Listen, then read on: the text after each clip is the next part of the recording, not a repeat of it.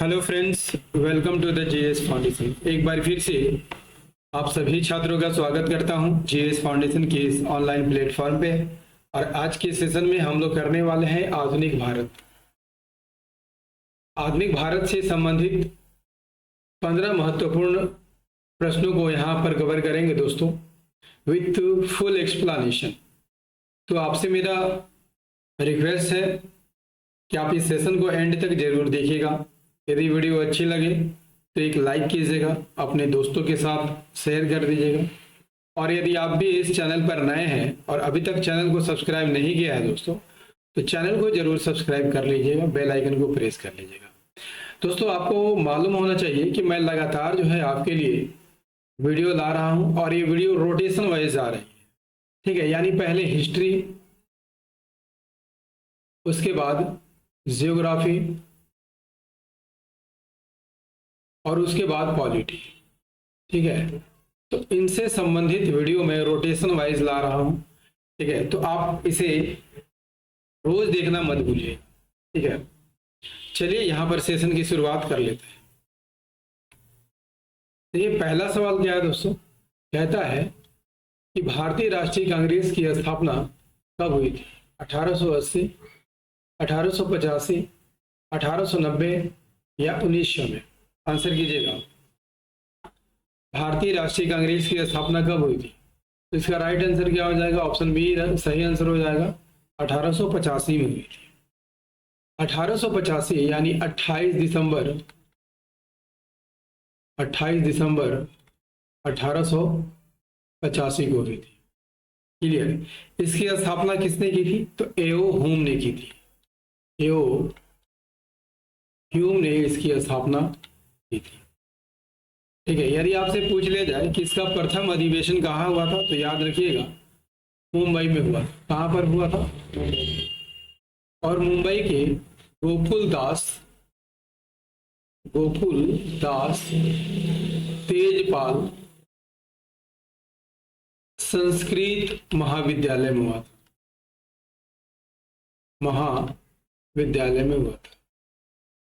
यदि आपसे पूछ लिया जाए कि भारतीय राष्ट्रीय कांग्रेस के पहले अध्यक्ष कौन थे, तो याद रखिएगा WC बनर्जी थे। कौन थे? WC बनर्जी थे। ठीक है, यानी व्योमेश चंद्र बनर्जी थे। दोस्तों, ये भी याद रखिएगा मुंबई से पहले ये अधिवेशन कहाँ होने वाला था? पुणे में होने वाला था, लेकिन यहाँ पर फ्लैग फैल जाने के कारण, ठीक है, स्थानांतरण कहाँ हुआ अधिवेशन का? मुंबई। क्लियर है? चलिए याद रखिएगा सभी फैक्ट को। नेक्स्ट कर लीजिए। भारत का प्रथम गवर्नर जनरल कौन था? Lord Clive, Warren Hastings, Lord William Bentinck या लॉर्ड माउंटबेटन? भारत का प्रथम गवर्नर जनरल कौन था? इसका राइट आंसर हो जाएगा दोस्तों लॉर्ड विलियम बेंटिक थे। लॉर्ड विलियम बेंटिक की यहाँ पर बात कर लिया जाए तो इससे पहले बंगाल के अंतिम गवर्नर जनरल थे। कहाँ के? बंगाल के अंतिम गवर्नर जनरल थे। ठीक है, 1833 में, याद रखिएगा 1833 में एक चार्टर आता है जिसके तहत बंगाल के गवर्नर जनरल को भारत का गवर्नर जनरल बना दिया जाता है। इसके तहत बेंटिक ही भारत के प्रथम गवर्नर जनरल भी बनते हैं। याद रखिएगा, इंपॉर्टेंट फैक्ट है। नेक्स्ट क्या है दोस्तों? नेक्स्ट है 1857 के विद्रोह का तत्कालिक कारण क्या था? नमक कानून, कारतूस की चर्बी वाली कारतूस, भूमि बंदोबस्त या लॉर्ड डलहौजी की नीतियां? तत्कालिक कारण की बात हो रही है दोस्तों। सही आंसर हो जाएगा दोस्तों, कारतूस में जो चर्बी लगी होती थी वही इस विद्रोह का तत्कालीन कारण बना था। ठीक है, ये जो कारतूस लगता था उस बंदूक का क्या नाम था दोस्तों? Enfield rifle. क्या था? Enfield rifle. कहा जाता है दोस्तों कि इस कारतूस को छोड़ने से पहले, कारतूस को भरने से, गोली में, बंदूक में भरने से पहले जो है इसे मुंह से काटना पड़ता था, मुंह से काटना पड़ता था। और यह अफवाह फैला दी गई थी कि इसमें गाय और सुअर की चर्बी लगी हुई है। ठीक है, तो गाय की चर्बी लगी होगी तो इससे किसकी धार्मिक भावना आहत होगी? हिंदू की। और सुअर की लगी होगी तो इसे मुस्लिमों की धार्मिक भावना पर ठेस लगती थी। इसी के कारण जो है 1857 का ये तत्कालीन कारण बना था। ठीक है, अगला कर लीजिए। अगला क्या है? भारतीय राष्ट्रीय कांग्रेस में गद्दर पार्टी की स्थापना कहाँ हुई थी? आपका है लंदन, सैन फ्रांसिस्को, टोक्यो या दिल्ली। भारतीय स्वतंत्रता संग्राम में गद्दर पार्टी की स्थापना कहाँ हुई थी? इसका राइट आंसर क्या हो जाएगा? तो इसका राइट आंसर हो जाएगा सैन फ्रांसिस्को में हुई थी। कब हुई थी? तो 1913 में हुई थी। 1913 में हुई थी। किसने की थी? तो लाला हरदयाल ने की थी। लाला हरदयाल ने की थी। क्लियर? और इसमें कौन थे? सोहन सिंह भाखना, सोहन सिंह भाखना और अन्य प्रवासी भारतीयों द्वारा इसकी स्थापना की गई थी। इसका उद्देश्य क्या था दोस्तों? ब्रिटिश शासन को है ना, ब्रिटिश शासन को उखाड़ फेंकना और स्वतंत्रता को प्राप्त करना इसका मुख्य उद्देश्य था। ठीक है, गद्दर पार्टी क्या था दोस्तों? गद्दर पार्टी जो है एक गद्दर नाम की पत्रिका प्रकाशित करती थी और इसकी भाषा क्या थी? हिंदी, उर्दू और पंजाबी में। ठीक है, हो गया क्लियर? चलिए अगला कर लीजिए। अगला है अलीगढ़ मुस्लिम विश्वविद्यालय की स्थापना किसने की थी? अलीगढ़ मुस्लिम विश्वविद्यालय की स्थापना किसने की थी? राजा राम मोहन राय, सर सैयद अहमद खान, ज्योतिबा फुले, महात्मा गांधी। आंसर कीजिएगा। अलीगढ़ मुस्लिम विश्वविद्यालय की स्थापना किसने की थी? तो इसका राइट आंसर हो जाएगा सर सैयद अहमद खान ने की थी। Option B is the right answer. ठीक है, इसकी शुरुआत 1875 में, याद रखिएगा 1875 में मोहम्मडन एंग्लो ओरिएंटल कॉलेज के रूप में की गई थी, यानी MAO कॉलेज के रूप में की गई थी। क्लियर? 1920 में इस कॉलेज को उत्क्रमित करके अलीगढ़ मुस्लिम विश्वविद्यालय का दर्जा दिया गया। इसका उद्देश्य क्या था दोस्तों? मुसलमानों में शिक्षा का प्रसार करना, है ना, और विशेषकर अंग्रेजी का प्रसार करना। आ रही है बातें समझ में? इसलिए AMU यानी अलीगढ़ मुस्लिम विश्वविद्यालय की स्थापना का श्रेय किसे दिया जाता है? तो सर सैयद अहमद खान को दिया जाता है। आई बात समझ में? चलिए अगला कर लीजिए। अगला क्या है दोस्तों? अगला है भारतीय असहयोग आंदोलन किस वर्ष प्रारंभ हुआ था? 1915, 20, 25 या 30। आंसर कीजिएगा मित्रों। भारतीय असहयोग आंदोलन किस वर्ष प्रारंभ हुआ? ये 1920 में प्रारंभ। इसका नेतृत्व किसने किया था? तो महात्मा गांधी द्वारा किया गया। ठीक है, इससे पहले 1919 में, याद रखिएगा 1919 में जालियांवाला बाग हत्याकांड हो चुका था। जालियांवाला बाग हत्याकांड हो चुका था। ठीक है, रॉलेट एक्ट कब आया था? 1919 में ही आया था। क्लियर? खिलाफत आंदोलन कब आया था? तो ये भी 1919 में ही आया था, खिलाफत आंदोलन, है ना। और इसी के विरोध में जो है महात्मा गांधी ने भारतीय असहयोग आंदोलन चलाया था। इसका प्रस्ताव जो है, यदि आपसे पूछ लिया जाए कि कांग्रेस के किस अधिवेशन में लाया गया था, तो याद रखिएगा नागपुर अधिवेशन में लाया गया था। किस अधिवेशन में लाया गया था? तो नागपुर अधिवेशन में लाया गया था। ये अधिवेशन जो है कब हुआ था? तो 1920 में ही होगा, है ना, 1920 में हुआ था। इसमें आंदोलन में विदेशी वस्त्रों का बहिष्कार करना, सरकारी विश्वविद्यालय और कॉलेजों से त्याग पत्र, कानूनी अदालतों का बहिष्कार और उपाधियों को लौटाना जैसे मुख्य कदम थे। क्लियर हो गया? तो बढ़ते हैं अगले सवाल की ओर। और मित्रों, आपसे मेरा विनम्र अनुरोध है कि आप सेशन को लाइक करते चलिएगा। इससे हमें क्या मिलता है? मोटिवेशन मिलता है ना। तो एक प्यारा सा कमेंट भी कीजिएगा। चलिए, भारत छोड़ो आंदोलन किस वर्ष प्रारंभ हुआ था? भारत छोड़ो आंदोलन, ये काफी आसान से सवाल है ना, काफी आसान से सवाल है, लेकिन एग्जाम में पूछे जाते हैं। ठीक है, तो भारत छोड़ो आंदोलन किस वर्ष प्रारंभ हुआ था? 1935 में, 40 में, 42 या 1945 में? तो इसका राइट आंसर हो जाएगा 1942 में। 8 अगस्त 1942 को यह प्रारंभ हुआ था और 9 अगस्त यानी दूसरे दिन ही, ठीक है, सारे नेताओं को गिरफ्तार कर लिया गया था। ठीक है, इसलिए इसे बिना नेतृत्व वाला आंदोलन भी कहा जाता है।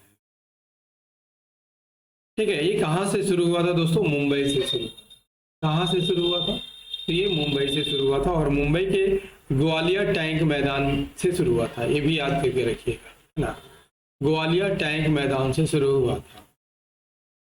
ठीक है, द्वितीय विश्व युद्ध के दौरान जो है दोस्तों ना, ब्रिटिश शासन को तत्काल समाप्त करने की मांग यहाँ पर शुरू हो गई थी।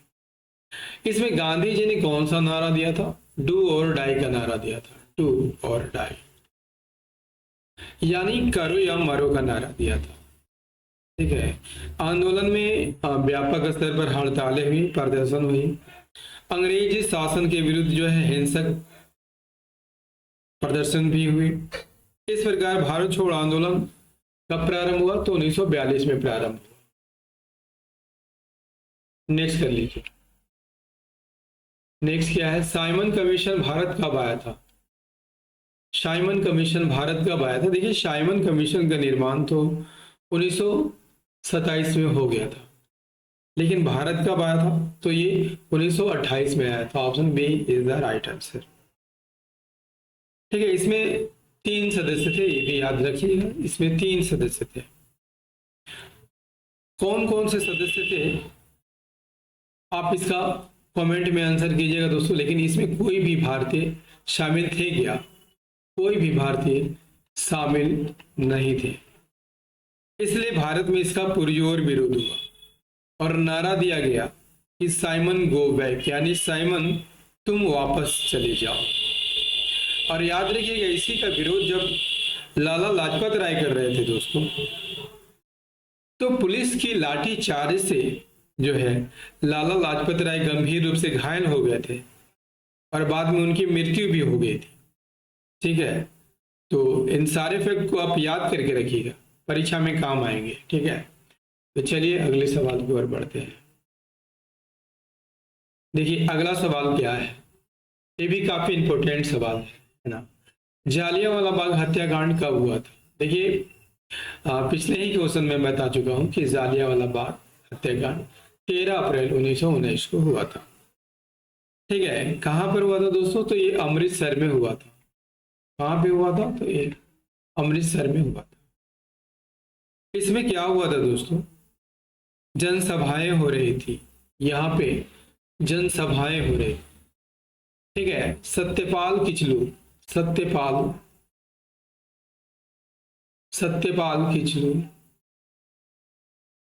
की गिरफ्तारी के यहाँ पर विरोध हो रहा था, है ना। 1919 में जो रॉलेट एक्ट लाया गया था, उसका विरोध हो रहा था। ठीक है, लेकिन क्या होता है, जनरल डायर यहाँ पर आता है और निहत्थे लोगों की भीड़ पर गोलियां चला देता है ना। काफी दुखद भरी बात है दोस्तों कि एक निहत्थे पर गोलियां चलाना एक कायरता भरी बात है ना। तो ये जो है जनरल डायर निहत्थे लोगों पर गोलियां चला देता है। इसमें जो है 379 व्यक्ति मारे जाते हैं, 379 व्यक्ति मारे जाते हैं और हजारों यहाँ पर घायल होते हैं। ठीक है ना। चलिए बढ़ते हैं अगले सवाल की ओर। और अगर मित्रों सेशन अच्छा लग रहा होगा तो आप कमेंट में जरूर बताइए। इससे क्या होता है, मोटिवेशन बढ़ता है, क्योंकि आपके लिए हम काफी मेहनत करते हैं। ठीक है, चलिए अगला सवाल कर लीजिए। अगला सवाल है, काकोरी कांड किस वर्ष हुआ था? काकोरी कांड भारतीय इतिहास की एक महत्वपूर्ण घटना है दोस्तों, है ना। काकोरी कांड कब हुआ था? ये हुआ था 1925 में। ठीक है, डेट भी याद करके रखिएगा, 9 अगस्त, 9 अगस्त 1925 को हुआ। ये घटना कहाँ की है? तो उत्तर प्रदेश की, उत्तर प्रदेश की घटना है। उत्तर प्रदेश में एक रेलवे स्टेशन है काकोरी। ये घटना काकोरी में ही हुआ था, इसीलिए इसका नाम काकोरी कांड पड़ा था। इसमें कौन कौन से लोग शामिल थे? राम प्रसाद बिस्मिल, इस नाम को आप अच्छी तरह याद कर लीजिए। राम प्रसाद बिस्मिल, है ना, बिस्मिल। अशफाक उल्ला खां, अशफाक उल्ला खां। राजेंद्र लाहिड़ी, राजेंद्र लाहिड़ी। ये सारे नाम इंपॉर्टेंट है। राजेंद्र लाहिड़ी। चंद्रशेखर आजाद, चंद्रशेखर आजाद भी इसमें शामिल थे। ठीक है। बाद में अंग्रेजों ने क्या किया, इन क्रांतिकारियों को गिरफ्तार करवा लिया और फांसी दे दी गई इन सभी गिरफ्तार क्रांतिकारियों को। चलिए नेक्स्ट क्वेश्चन कर लीजिए। नेक्स्ट है, राम प्रसाद बिस्मिल किस क्रांतिकारी संगठन से जुड़े हुए थे? आंसर कीजिएगा। राम प्रसाद बिस्मिल किस क्रांतिकारी संगठन से जुड़े हुए थे? तो अभी अभी बता चुका हूं दोस्तों, राम प्रसाद बिस्मिल जो कि काकोरी षड्यंत्र में शामिल थे, किस क्रांतिकारी संगठन से जुड़े हुए? तो ये चारे से जुड़े हुए थे। हिंदुस्तान रिपब्लिक एसोसिएशन से जुड़े हुए थे। Option B is the right answer. यदि आपसे पूछ लिया जाए दोस्तों कि इस संगठन की स्थापना कब हुई थी, तो याद रखिएगा 1924 में हुई थी। बाद में हिंदुस्तान रिपब्लिक एसोसिएशन का नाम बदल के हिंदुस्तान सोशलिस्ट रिपब्लिक एसोसिएशन कर दिया गया था, यानी कि इसमें सोशलिस्ट जोड़ दिया गया था, सोशलिस्ट इसमें जोड़ दिया गया था। अगला सवाल कर लीजिए मित्रों। अगला सवाल भी काफी इंपॉर्टेंट है। अगला है, सुभाष चंद्र बोस ने आजाद हिंद फौज का गठन कहां पर किया था? काफी इंपॉर्टेंट सवाल, भारतीय इतिहास का, आधुनिक भारत का एक काफी इंपॉर्टेंट सवाल है। Japan, Germany, Singapore, Burma. Answer कीजिए। सुभाष चंद्र बोस ने आजाद हिंद फौज का गठन कहां किया था? तो इसका राइट आंसर हो जाएगा सिंगापुर में किया था। ठीक है, सिंगापुर में किया था। लेकिन कहा जाता है दोस्तों, वास्तव में इसकी स्थापना जो है 1942 में रास बिहारी बोस, रास बिहारी बोस ने किया था। ठीक है, और किसकी सहायता से किया था? ये जापान की सहायता से किया था। लेकिन 1943 में सुभाष चंद्र बोस सिंगापुर पहुंचते हैं और सुभाष चंद्र बोस ने इसका क्या किया था? पुनर्गठन किया था। और मुख्यालय कहाँ स्थानांतरित किया था? तो इसका मुख्यालय रंगून में स्थानांतरित कर दिया गया था। हो गई बातें क्लियर? चलिए अगला सवाल कर लीजिए। अगला है, पूर्ण स्वराज्य की घोषणा कांग्रेस ने कब की थी? 1925 में, 1927 में, 1929 में या 1935 में? पूर्ण स्वराज की घोषणा कांग्रेस ने कब की थी? इसका राइट आंसर हो जाएगा 1929 में की थी। ठीक है, और 1929 में, ठीक है, यह घोषणा कहां पर की गई थी? लाहौर में की गई थी, क्योंकि उस समय भारतीय राष्ट्रीय कांग्रेस का अधिवेशन कहाँ हो रहा था? तो लाहौर में हो रहा था। इस अधिवेशन की अध्यक्षता किसने की थी? तो याद रखिएगा, पूछा जाता है, जवाहरलाल नेहरू ने की थी। किसने की थी? जवाहरलाल नेहरू ने की थी। क्लियर? इस कांग्रेस का लक्ष्य क्या था दोस्तों? पूर्ण स्वतंत्रता। आगे बातें समझ में। इस अधिवेशन के बाद 26 जनवरी, याद रखिएगा, 26 जनवरी 1930 को, ये डेट काफी इंपॉर्टेंट है, 1930 को देश भर में पूर्ण स्वतंत्रता मनाया गया, स्वतंत्रता दिवस मनाया गया। आ गई बातें समझ में।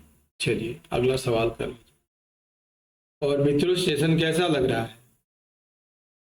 मैं तो उम्मीद करता हूं दोस्तों कि ये सेशन आपको बहुत ही अच्छा लग रहा है। तो बहुत ही अच्छा लग रहा होगा तो आप एक लाइक जरूर कीजिएगा, क्योंकि आपके लाइक का हमेशा इंतजार रहता है, आपके कमेंट का इंतजार रहता है।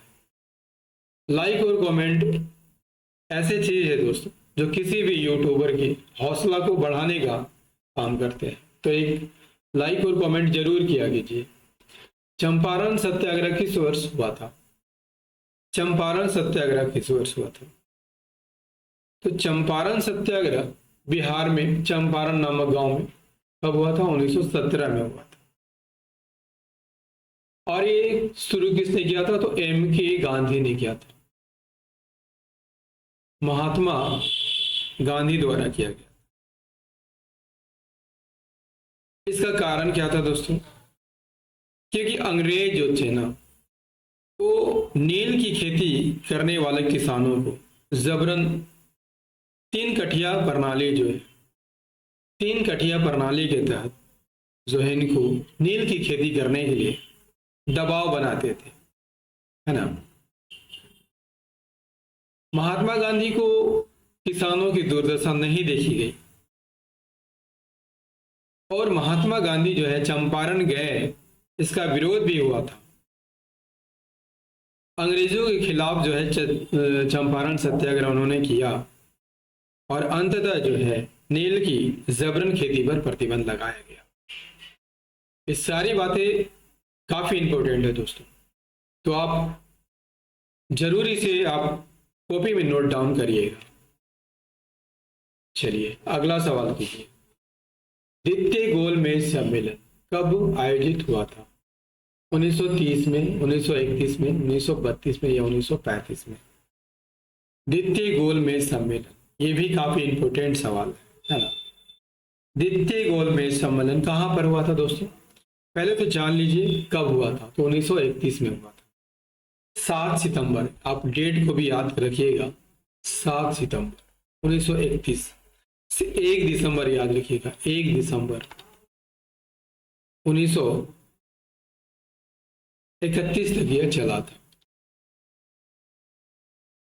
इसमें भारतीय राष्ट्रीय कांग्रेस का नेतृत्व किसने किया था? तो महात्मा गांधी ने किया था। किसने किया था? महात्मा गांधी ने किया था। और यह सम्मेलन जो है ब्रिटिश सरकार और भारतीय नेताओं के बीच संवैधानिक सुधारों पर चर्चा के लिए बुलाया गया था। सम्मेलन के दौरान अछूतों को हरिजन कहकर मुख्य धारा में ने शामिल करने की बात कही गई, लेकिन डॉक्टर भीमराव अंबेडकर ने इसके लिए क्या डिमांड किया? तो अलग निर्वाचक मंडल की व्यवस्था की मांग की थी, सेपरेट इलेक्टोरल की मांग की थी। किसके द्वारा? भीमराव अंबेडकर के द्वारा। यदि आपसे पूछ लिया जाए कि तीनों गोलमेज सम्मेलनों में भाग लेने वाले दलित नेता कौन थे, तो याद रखिएगा भीमराव अंबेडकर थे। भीमराव अंबेडकर थे। काफी इंपॉर्टेंट फैक्ट है। चलिए दोस्तों, आधुनिक भारत का 15 प्रश्नों का ये सेशन आपको कैसा लगा? मैं तो उम्मीद करता हूं दोस्तों आपको काफी अच्छा लगा होगा। यदि सेशन पसंद आया, वीडियो अच्छी लगी तो एक लाइक अवश्य कीजिएगा। इसे अपने दोस्तों के साथ शेयर कीजिएगा। और यदि आप भी इस चैनल पर नए हैं और अभी तक चैनल को सब्सक्राइब नहीं किया है तो आप जरूर सब्सक्राइब कर लीजिएगा मित्रों। तो मिलते हैं अगले सेशन में, तब तक के लिए जय हिंद, धन्यवाद।